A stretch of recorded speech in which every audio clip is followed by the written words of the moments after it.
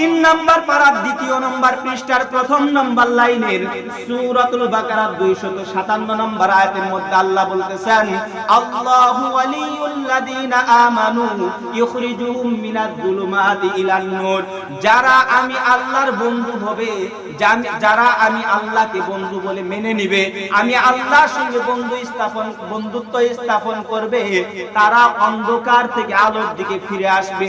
আর আমি আল্লাহকে বন্ধু বানাই নিবে যারা, আমি আল্লাহ তাদেরকে অন্ধকার থেকে আলোর পথ দেখাবো। বলি সুবহানাল্লাহ।